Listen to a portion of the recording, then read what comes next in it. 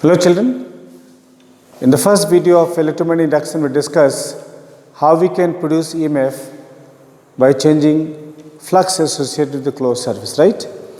Now today we are going to discuss, in continuation to what we discussed earlier, motional EMF, which is an important topic for exams.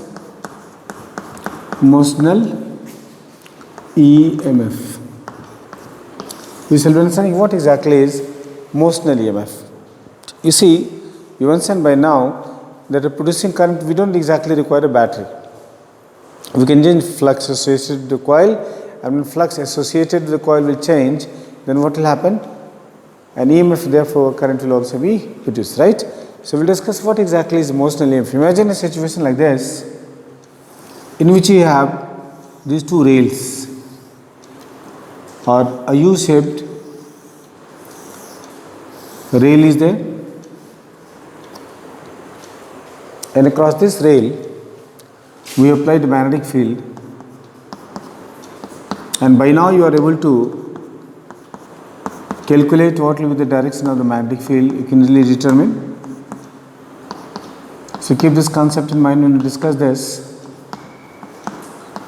Suppose you have a rail like this, which is in the shape of U, and there is a conductor here.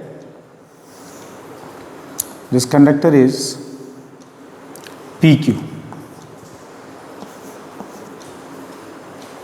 and imagine this conductor is moving, for example, to the right with uniform velocity v. Now let's understand this.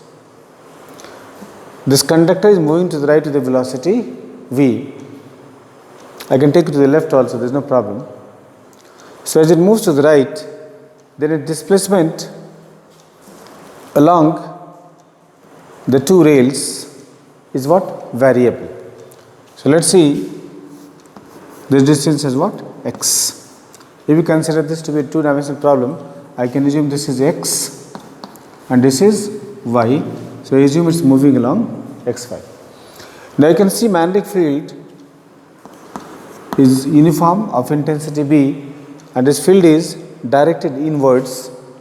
It is shown by what? Cross. It's not necessary to be crossed, it can also be dot, but here you have taken to be cross, so you have to take this as what? Cross.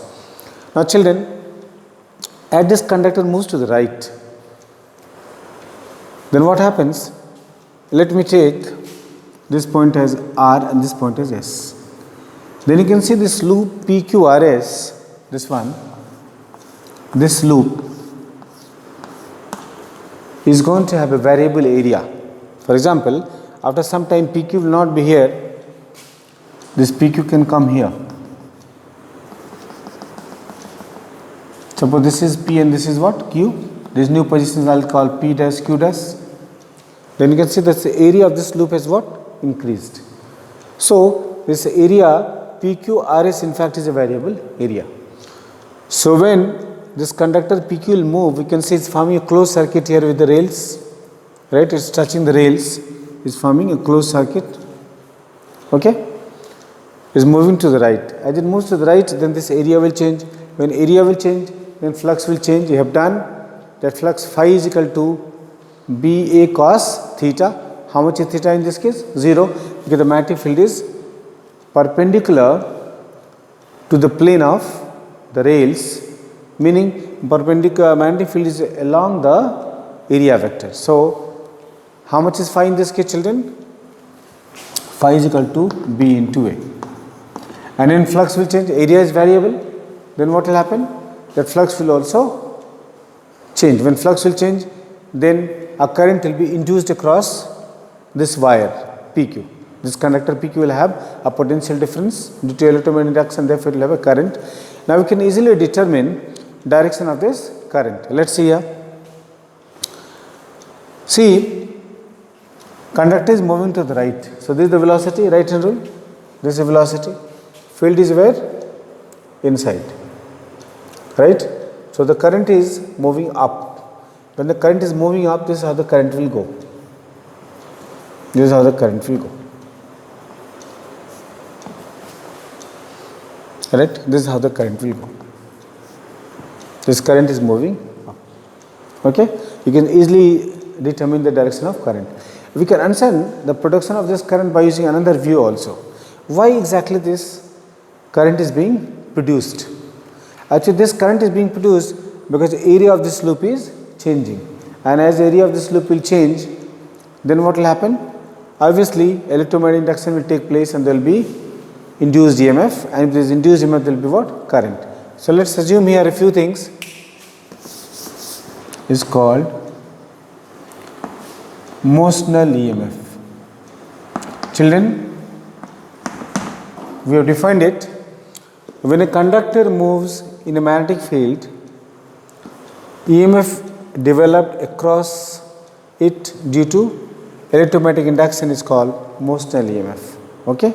So, we will make certain assumptions. We have already said the magnetic field is perpendicular to the plane of the rails. So, I will say let we made some assumptions. Let intensity of magnetic field is equal to B and velocity of the conductor is equal to PQ is equal to V, right? And now x is the variable displacement of the conductor at any instant. So, area swept by conductor A is equal to how much, children? Length into x, where what is length, what is L? L is length of the conductor. Length of the conductor how much, children? L. This is L. Clear? We can also say that RS is equal to L. This is constant. This is not changing. What is changing? X is changing. So, you can see that as x will change, then area will also be variable. Hence, we will say, hence flux phi is equal to B into A, and how much is B into A, children? B L into x. This is the variable magnetic flux associated with this closed loop PQRS. Clear, children? Hence induced EMF is E equals to minus d phi dt. d phi dt. So, minus derivative of BLX with respect to t. And children, is this derivative? Magnetic field is uniform, length is also constant, we are not changing this length. So, what will happen? BNL will come as constant outside, BL into dx dt. And what is dx dt, children? Dx dt is the velocity, but dx dt is equal to V. So, this shows that E is equal to minus BL V. So, we came across a very interesting formula. E is equal to minus BL V. Remember, we have not connected, we have not at all connected any source of potential difference across the rod, but the rod is acting like a source of potential difference itself. It has developed a potential difference. We would also like to know which is positive and which is negative. There are two ways in which I can define it. Remember, if I use the right hand rule once again to determine direction of current, then you can see field is inside, this is the velocity, current is going upwards. This is how the current is traveling. P is positive and Q is what? Negative, right? So, this is the polarity that is being what? Induced. You can explain this phenomenon actually very easily by using left hand rule also, the polarity.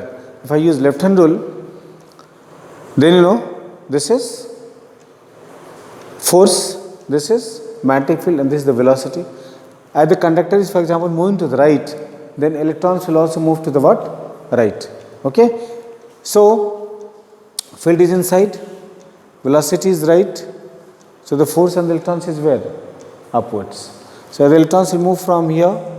So, electrons charge Q will experience force where? Upwards. Dislodge of positive charge. So, electrons will move where? Opposite to the positive charge. So, electrons will move where? Downwards. Electrons, the conductor will move where? Downwards, because the force they will experience. And as the electrons move downwards, so you can see that this end will become positive and this end will become negative. Clear? Once again, let's understand this. We can explain this drift of electrons using what left hand rule also. Left hand rule, Fleming's left hand rule we have done. Again, this is magnetic field, this is velocity, this is force. Remember this for a positive charge. Electrons move opposite to the what? Positive charges. So let's see how positive charge will move. This is the field, this is the velocity. So positive charge will move where? Upwards. And that's what you have said. Direction of current is direction of motion of positive charge. However, electrons will drift for opposite to the positive charge. So electron will drift from what? P to Q. So as the electron will drift from P to Q, then what happens, children?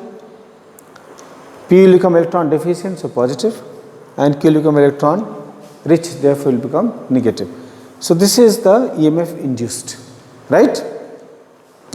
So this battery, I said, is acting, this conductor PQ is acting like what? Is acting like a battery. If I have to draw this, then I can very easily imagine something like this. This is PQ and potential difference across PQ is BLV. We can actually ignore the negative sign because it only shows the nature of the EMF. We can write modulus of V, magnitude of E is how much here? BLV. We can also write like this. So I can imagine that this conductor PQ is acting like a battery, and how is the potential difference across it? BLV. This is how it is acting. Right? And in this case, P is positive. So this is P, and this is Q, this is negative. So it is an analogous situation in which you can see that this conductor is actually what? Acting as a battery. So if there is a potential difference across PQ, then what will happen? There will have to be a current also. Current direction we have already known. So I will say here, this conductor PQ is having an equivalent resistance R. Let's imagine. Resistance of PQ is how much? R. Our resistance of the whole circuit is R. So I will say if loop resistance is R, if loop resistance is equal to R, children, then how much will be current? Current I will be equal to magnitude of E by R, and therefore I will be equal to how much, children? BLV by R. Don't put the negative sign here because negative sign shows only the direction of EMF that is induced. So when so that when we will move a rod in a magnetic field, then it will develop a potential difference across it, and that's called what? Motional EMF. Clear? But for motional EMF to happen, you have to understand, if I go by the right hand rule, then all the three components will have to be perpendicular to each other. This is force, this is magnetic field, and this is the induced current. All three will have to be perpendicular to each other. If this conductor moves like this, parallel to the magnetic field, then there will be no electromagnetic induction, hence there will be no current. Make sure you understand this, that velocity is always perpendicular to the magnetic field, then only we will have this phenomenon taking place. So we got motional EMF, must remember there is BLV, and also we got what? I, that is BLV by R. Clear? Now let us see what will happen to this wire. At this wire PQ is moving, then just now we said the electrons are drifting. Current is going through the wire, current is going from Q to P, electrons are moving from P to Q, and all these electrons will move in the same direction. And each one of these electrons will experience what? Magnetic Lorentz force, QVB. When we add up the force on all the electrons, that will be net force acting on the what? There will be net force acting on the conductor PQ. So we will be seeing how much force will act on the conductor, and when there is a force acting on the conductor, then work will have to be done by the external agent to keep the wire moving. Okay, so let us say force acting on the conductor. Acting on the conductor is F is equal to ILB. And how much I, children? I we have already got BLV by R. So if we put this value, then how much do you get, children? BLV by R into L into B. Okay. So this force F is equal to, we have B square L square V by R. So this is the actual force acting on the conductor when it's moving the magnetic field. Now, as the conductor is moving the magnetic field, then what will happen? External agent which is moving it has to do what? Work in order to move it. Clear? And when work will be done in order to move it, then what will happen? There has to be power dissipated. So we have power dissipated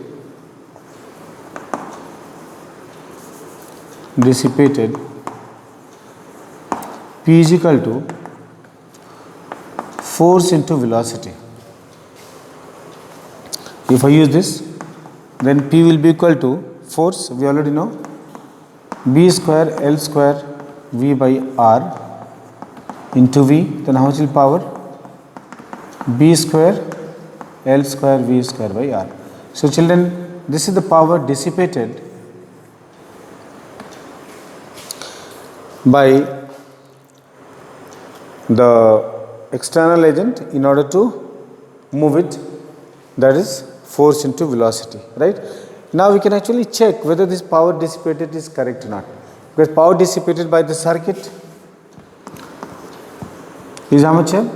E square by R. And if I use the value of E, then it is BLV square by R, which is B square L square V square by R. So we came across a very interesting result. Power dissipated by the external agent is equal to power dissipated by the circuit. Both the powers are what? Same. So this shows that our result is in agreement with the principle of conservation of energy. So what we learned in this topic, children, we understood the meaning of motional EMF. We also saw how much is the induced EMF across the conductor, that is BLV. Then we did expression for calculating current, force acting on the conductor, also power dissipated by the circuit. Clear?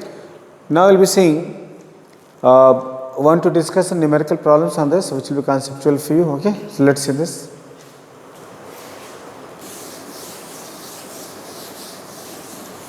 That the plane flies horizontally. Now we have a typical question, very easy, and they often ask you this in exam. An aircraft having span of 50 meter is flying towards east in the northern hemisphere at a speed of 900 km per hour. And then it's given, if intensity of Earth's magnetic field at a given place is 0.6 Gauss and angle of dip is 60 degree, calculate potential difference across the wingspan. It's a very easy question. This is the wingspan of the plane and this is how it is flying, right? So we need to calculate magnetic field which is perpendicular to it, right? And for perpendicular velocity magnetic field, we have to use what? Vertical component of Earth's magnetic field. So here, you know children, that potential difference across the wingspan will be V is equal to BLV. We are taking only the magnitude. And what is B will be vertical component of Earth's magnetic field, length into velocity. Okay, this is what we need to handle. Now, we know that BV by B, here we know if the angle of dip is BV is equal to directly B sine what? Delta. Clear? You already know. This is BE, we have done it. This is BE, this is BH and this is BV. This is the component we are going to use, usually perpendicular to the wingspan, right? So this angle is how much? Delta. So you know that BV by B is equal to how much? Sine delta. So cross multiply देंगे BV is equal to B sin delta. And B children is the resultant magnetic field B 0.4 Gauss. We need to convert it to a Tesla, and for converting Gauss into Tesla we need to multiply 10 power minus 4. So it will be 0.4 into 10 power minus 4. So we can write here, if I put it then, and delta is how much? 60 degree. If you put these values out here children, then you get BV is equal to 0.4 into 10 minus 4, I can write 4 into 10 power minus 5 sin 60, and sin 60 is how much? Root 3 by 2. So 4 into 10 power minus 5 into root 3 by 2 Tesla, cancel out. So BV will be equal to 2 into 10 power minus 5 root 3 Tesla. And that leaves us with the wingspan. We know the length is how much? 50 meter. Now the velocity is 900 kilometer per hour. So I need to convert into what? Meter per second. So I'll multiply by 5 by 18, right? 5 divided by 18. So goes how many times? 50 times. So velocity is how much? 250 meter per second. So we calculated the values of all the quantities which are required in this case. So therefore, V is equal to children, how much do we get? V equals to, remember we are writing only the magnitude, so we are not putting minus sign here. B is BV, and BV is how much here? 2 root 3 into 10 power minus 5. L is 50, and then V is how much? 250. So V will be equal to, you can write V or you can write E, is basically the same. Potential difference will be how much? 2 root 3 into 50 into 2 into 10 power minus 5. What we got? That EMF induced across the rod, across the wingspan will be 1.732 into 10 power minus 2 Tesla. As root 3 is how much? 1.732. You can round it off. I can say here 0.017 volt. This will be in volts. So this is a factual problem children. This is the potential difference which will be induced across the wingspan. That is an important kind of problem which you have to practice. So if any conductor is moving perpendicular to the magnetic field, it will have emotional EMF. Okay. So write it down. We will move on to the next sum. Okay. On the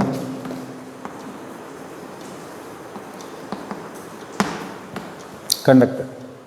Let us see children, and the conductor is moving here. We got these U-shaped rails, and assume there is no friction. We assume there is no friction and the conductor is moving to the right, for example, with velocity v. A conductor PQ of length L moves with velocity v. So we will assume this velocity is uniform. We can nothing said about this. As shown from x is equal to 0 to x is equal to b. This is how it is moving. Okay. And retracts its path to x is equal to 0. Means this conductor starts traveling from x is equal to 0 here. This x is equal to b and goes all the way up to x is equal to 2b. And then children, it retracts, means comes back again from x is equal to b, 2b to x is equal to b, and finally it comes back to x is equal to 0, that is SR, right. This is how the conductor starts moving, goes up to here, again comes back to b and again back to 0. So they are showing that to find the flux as it is moving, obviously the flux is changing. Then the EMF induced across this conductor, that is PQ, and also the force acting on the conductor. Actually we derived a similar phenomenon when we discussed motional EMF. See children, I will break this motion between x is equal to 0 to x is equal to b, and between x is equal to b to x is equal to 2b, that is here, and then again from 2b to b, and again from b to 0. Okay, let us understand this children. As it is going from that is x is equal to 0 to x is equal to b, then you can see I will take this distance as variable x. Actually x is variable distance, here x is equal to 0, x is equal to b. Let us say the conductor is located at a distance what x, and you can see the magnetic field is extended only up to x is equal to b, and beyond x is equal to b there is no magnetic field. So the conductor will go, then the flux will go on increasing and become maximum at what point here, x is equal to b, and then with this flux only the conductor will move up to 2b, again will come back to b with the same constant flux. So you can see that between x is equal to 0 to x is equal to b, the area swept by the conductor is increasing, so the flux is also increasing. Here the flux will be maximum, right? But the moment it crosses x is equal to b, it will have a constant flux, and when there will be constant flux, there will be no electromagnetic induction. So obviously EMI will take place only between x is equal to 0 to x is equal to b, because the field is present here. The moment it crosses x is equal to b and goes up to 2b, there will be no variation in its what? Flux. It will be constant flux, and if it is a constant flux, then obviously there will be what? There will be no induced EMF. Clear? So let us see here. Case 1, flux. Let us see how the flux is changing. If it is less than x is equal to b, if x is less than b, then the flux is continuously what? Increasing now. So phi will be BLX. Area of this loop will be how much? L into x, right? Length into breadth. Alright. This will continue when x lies between 0 to b, not equal to b. Just before reaching b, this will be the flux. So you can see, children, this flux is positive, it is increasing. As x will increase, then the flux will also increase. However, when it reaches b and travels up to 2b, then the flux becomes constant. If I put here x is equal to b, then what is the area here? Length into breadth. Now this flux will become what? Constant as it is going from b to 2b, and then will be BL into b when b is less than or equal to x and x is less than 2b. Now when it goes back from 2b to b, it will have the what? Same flux. Now when it will go from b towards x is equal to 0, then you can see that area swept in the magnetic field will decrease, and therefore the flux will also decrease. So you can show like this. If I have to show the flux, this is x and this is phi. I will take here x is equal to b, then I will take x is equal to 2b. So this is outward journey. This part represents which journey? Outward. It is moving away from x is equal to 0. But when you look at x is equal to b to x is equal to 2b, out here outward, sorry. हाँ ठीक है, outwards up to x is equal to 2b. Now from x is equal to 2b to x is equal to b, here we have x is equal to b. So it is retracting its path 2b to b, and again from x is equal to b it will go to x is equal to 0. You can see in this part the flux is increasing. B to 2b, flux is constant. 2b to b also it is what? Constant. So this part flux is constant. And how much is this value, children? Phi is equal to BL into b. But in this part flux is increasing. So here phi is how much here? BLX. And here the flux is what? Decreasing. So children, this decreasing flux is also phi is equal to BLX. So decreasing flux downward slope, increasing flux is positive slope. Clear? Now once you got variation in flux, I hope you have understood it. Once again, between x is equal to 0 to b, flux is increasing. B to 2b, flux is uniform. Coming back 2b to b also, flux is uniform. But b to x, the moment after returning comes here, again comes the magnetic field, but the area is decreasing, so the flux will also decrease, and finally at this point the flux is becoming 0. Now what is induced EMF? Induced EMF. Children, we know that E is equal to how much? Minus d phi dt. So if I differentiate this, then in this limit E will be equal to minus BLV when x lies between 0 and b. And if I differentiate this part, flux is constant. So how much will be the induced EMF? 0. So this will be 0 when b lies between b to 2b. Clear? So let's work it out here. If I am plotting E against x, okay. So between 0 to b, the induced EMF is what? Negative. So this is the graph that we get. And how much is this graph, children? This is minus BLV. But x is equal to 0 to x is equal to b. Now you can see between b to 2b, flux is what? Uniform. Here also flux is not changing. So in this part, induced EMF is how much? 0. This part induced EMF is how much? 0. Again, while going back, when it's going from 2b to b, again the flux is here what? Uniform. You can see 2b to b, flux is not changing now. This flux is not changing, and if it is not changing, then induced EMF will be again here what? 0. So come here, right? So this is EMF when x is equal to 0 to x is equal to b. b to 2b, and again on the onward journey 2b to b, induced EMF is how much? 0. Now here the flux is negative, then obviously if you differentiate negative, negative will become what? Positive. So here, while it is having onward journey and going towards x is equal to 0, the same amount of EMF will be induced here. And what will be its magnitude, children? Plus BL. So we calculated and we demonstrated graphically the variation of flux and what? Flux and the induced EMF. Now we have to find force. So third part we get F is equal to ILB, and we know this value.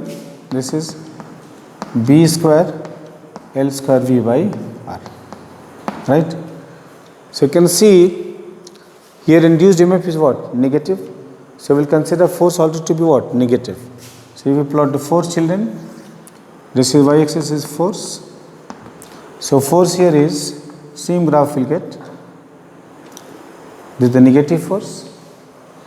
But in x is equal to 0 to x is equal to b. In this part, current is 0, so force is also 0. Current is 0, so force here is 0, and here force again will become positive. Clear? Out here the force will be minus b square L square V by R, and out here the force will be positive, will be plus b square L square V by R. Clear, children? So this is the graph which you have to understand. Alright. Now we will be moving on to the next topic, which is rotation of a rod in a magnetic field. Okay, let's see what happens when the rod is rotating.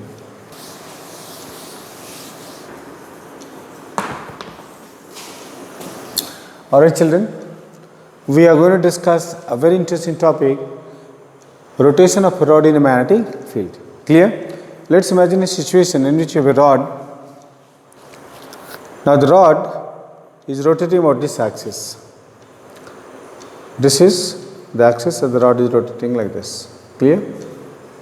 So this will be the plane of rotation of the rod. Clear? This is the axis. Imagine a situation in which the magnetic field is perpendicular to the rod, meaning magnetic field is perpendicular to the plane of rotation of the rod, meaning if the rod is rotating like this, then the magnetic field is along the axis. Clear? It could be driven up or it could be driven down. So in both cases you can see the rod will have a velocity like this, right?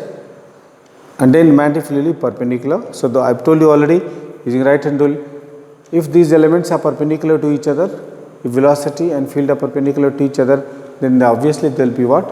An induced current. Okay. So let's imagine a situation like this. This is a magnetic field. Suppose the magnetic field is crossed, you can take dot also. Let's make a difference. Right? This is the magnetic field. And in this magnetic field, children, we are going to assume that a rod is rotating. The rod is rotating about this axis. There is an axis here. This is the axis about which the rod is rotating. The rod is here. This is the rod. The rod is rotating like this. This is magnetic field in a circular path. So obviously, children, radius of the circular path will be what? Length of the rod. Clear? So length of the rod we are assuming to be L. The rod is rotating like this, and we are assuming the length of the rod is equal to how much? L. Suppose the rod is OA. Clearly, as the rod is rotating, then area swept by the rod is also changing. We can imagine like this. The rod comes to a position A dash and subtends this angle what? Theta at the center. Right? So as the rod will rotate around this circular path about this axis,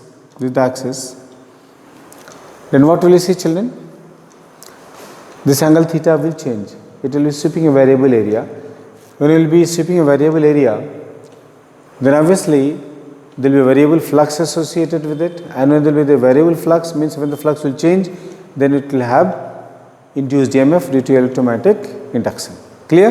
So we will assume little length of the rod is L and intensity of magnetic field is B. Okay? We made certain assumptions. Let length of the rod is equal to L, angular velocity of the rod is equal to omega, and intensity of magnetic field is equal to B.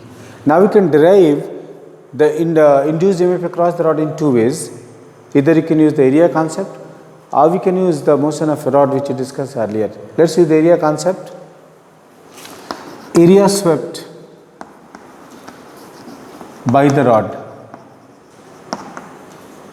E is equal to, children, half r square theta. You have done this formula already in trigonometry.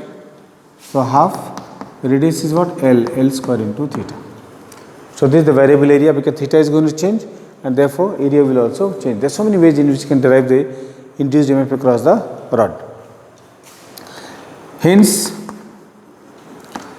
flux phi will be, children, B into A, right? And B into A is B into half L square into theta. So we can say phi is equal to how much, children? Half B L square into theta. And when we know that the flux is variable because of variable theta, then there will have to be induced EMF. Therefore, induced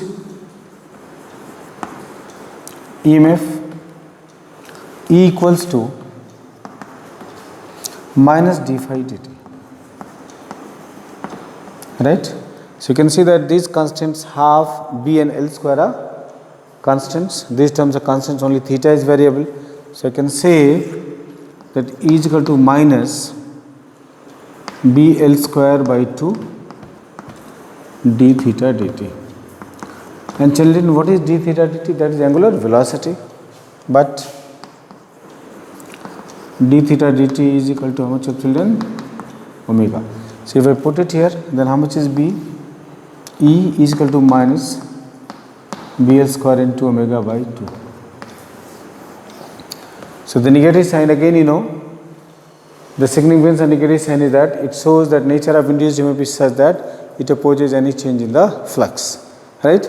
So we can write magnitude of the induced EMF is BL square omega by 2. Now many times omega will not be given, frequency will be given. So if frequency is equal to nu, then omega is how much, children? 2 pi into nu, right?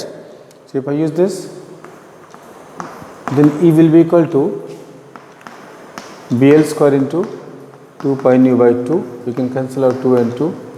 So EMF will be pi b L square into nu. So this is the induced EMF across the rod, or potential difference across the rod, and then you can learn this formula, which is again an important one for numericals. Now there is a spoke problem which comes very often. We will be discussing that. Okay, let's see this spoke problem. Potential difference across axle and rim and rim. Now this is a very interesting question, easy one though. A wheel having 8 spokes. Now instead of 8 they can give you 10 spokes also, 12 spokes also, any number of spokes. A wheel having 8 spokes of length 50 centimeter each is moving the frequency of 180 rpm revolution in a plane perpendicular to horizontal component of magnetic field. Meaning, if this is horizontal component of Earth's magnetic field, then the wheel is moving in this plane, right? Now they are saying if horizontal component of Earth's magnetic field at a place is 0.8 Gauss, they were not given in Tesla, so obviously you need to convert into Tesla. Calculate number 1, potential difference across each spoke and potential difference across the axle and the rim of the wheel. The problem is very simple actually. Let's see what is given. This is the wheel.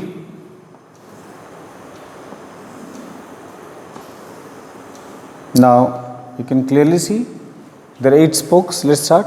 1, 2, 3, 4, 5, 6, 7, 8. Clear? And then we have 1, 2, 3, 4, 5, 6, 7, 8. See each spoke, and this is how the magnetic field, let's assume, is perpendicular to the plane. So let's assume the magnetic field is driven into the plane. This is B. So you can see that each spoke is like a single rod. This is the axle. The wheel is revolving around this axle here. And the frequency is 180 revolutions per minute. So actually we need to convert to what? Revolutions per second. Now given L is how much? 50 centimeter. So 0.5 meter. We convert into what? SI system. Now frequency children, nu is 180 in 1 minute. 1 minute comprises how many seconds? 60. So we divide by 60 and you get how much? 3 revolutions per second. So we got this. Now we solve the problem of B. B is equal to, we have 0.8 Gauss. So we need to convert it to Tesla, and for converting Gauss into Tesla, you multiply 10 power minus 4. So B becomes actually BH. Actually this is BH. That will be equal to B, and that is 0.8 into 10 power minus 4. So we have B equals to 8 into 10 power minus 5 Tesla. So we got the quantities which are required. Clear? Now once you know this, then we have therefore potential difference. We answer the first question. Potential difference induced across each spoke. See, each spoke has got same length and they all are moving with the what? Same angular velocity. Clear?